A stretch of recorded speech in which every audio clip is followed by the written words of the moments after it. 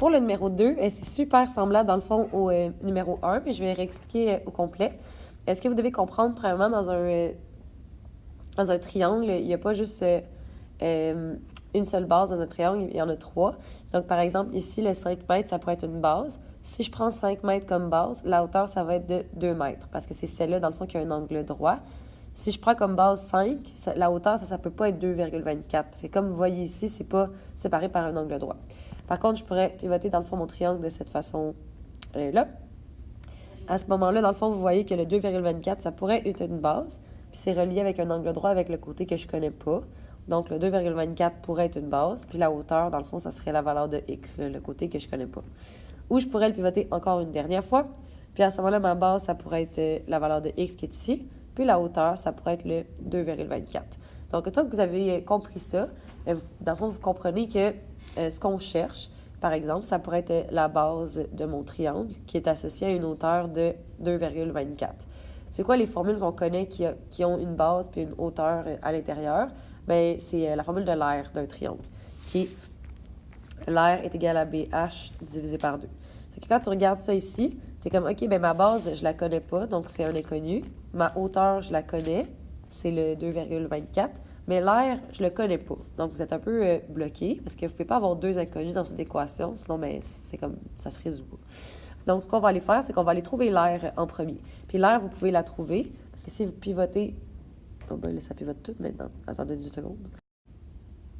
OK, je l'ai eu. Donc, si vous pivotez le triangle comme ça, ben, vous voyez que vous avez la base de 5 puis la hauteur de 2. Donc, ça va vous permettre de trouver l'air. Puis une fois qu'on va avoir l'air, ben, on va pouvoir, dans le fond, aller trouver la mesure qui nous manque.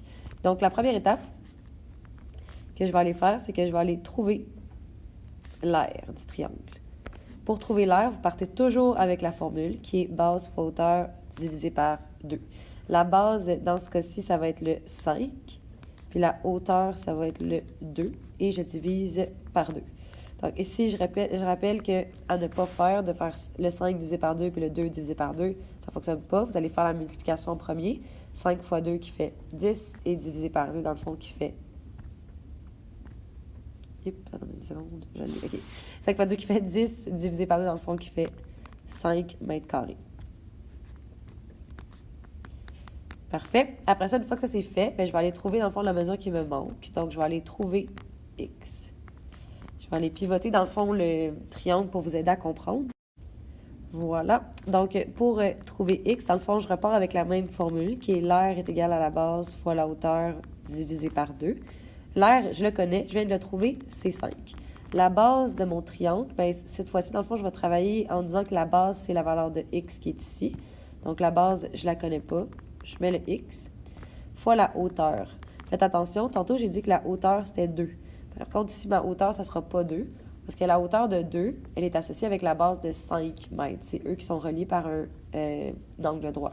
Par contre, si vous regardez le 2 mètres qui est ici, il n'est pas relié avec un angle droit avec la base qui est ici. Ça ne crée pas d'angle droit ces deux côtés-là, fait que c'est pas sa hauteur.